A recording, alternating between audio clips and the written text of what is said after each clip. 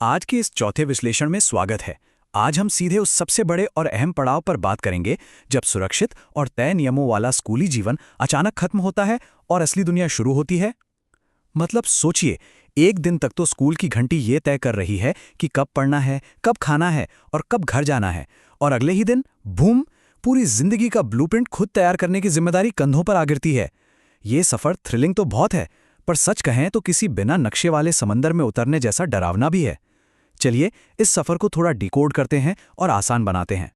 और ये बात बिल्कुल सच है कि कॉलेज या करियर का चुनाव सिर्फ एक नौकरी खोजने तक सीमित नहीं है। हाई स्कूल के छात्रों के लिए ये असल में खुद की पहचान खोजने का एक बहुत ही गहरा संकट होता है। अचानक से ये भारी दबाव आ जाता है कि आने वाले 10 या 20 सालों का पूरा प्लान आज अभी इसी वक्त फाइनल करना है।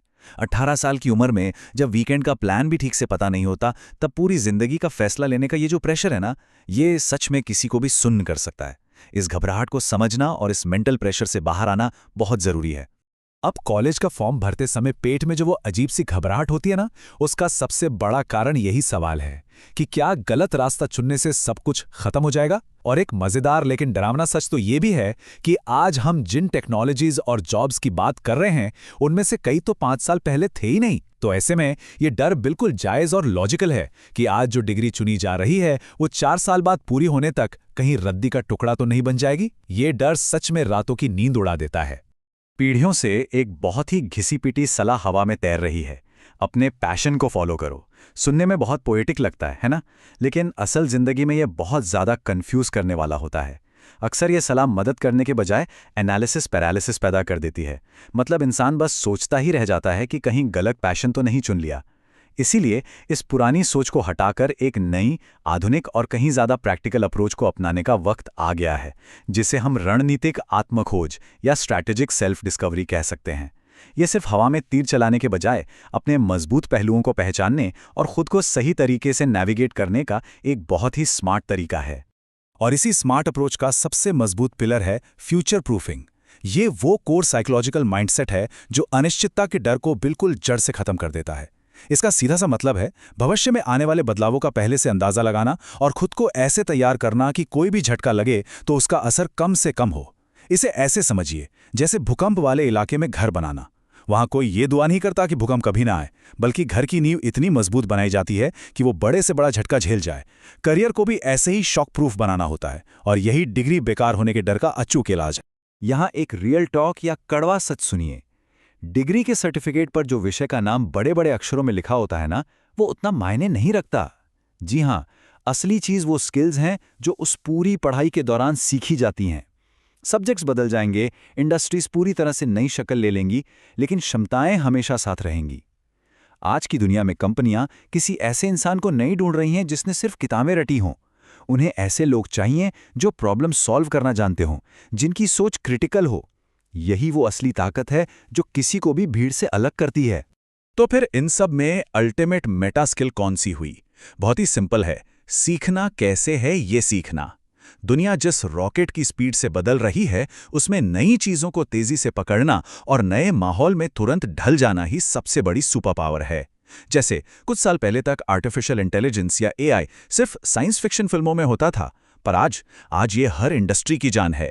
जिसने नई चीजें सीखने की कला में महारत हासिल कर ली, उसके लिए कोई भी जानकारी या डिग्री कभी एक्सपायर नहीं होती। यही वो मेटा स्किल है जो सच में करियर को फ्यूचर प्रूफ बनाती है। खैर, थ्योरी बहुत हो गई, अब इसे असल जिंदगी में उतारते हैं। दिमाग में जो ये करियर वाला कोहरा छाया हुआ है ना, इसे हटाने के लिए कोई 10-15 स्टेप्स का मास्टर प्लान नहीं चाहिए। कई बार लगता है कि सब कुछ एक ही बार में सॉर्ट करना होगा, पर ऐसा बिल्कुल नहीं है। इस लकवे जैसी स्थिति से बाहर आने के लिए सिर्फ एक, हाँ बिल्कुल सही सुना, सिर्फ एक बहुत ही ठोस और आसान कदम उठाने की जरूरत है। बस एक कदम जो तुरंत सब कुछ मोशन में ला देगा। इस कदम को हम कॉफी चैट एक्सरसाइज कहते हैं। ये एक ऐसा माइक्रो एक्सपेरिमेंट है जिसे आज अभी शुरू किया जा सकता है। इसमें सिर्फ 3 छोटे छोटे स्टेप्स हैं। पहला, किसी ऐसे इंसान को खोजना है जो वही काम कर रहा है जो फ्यूचर में करने की इच्छा है।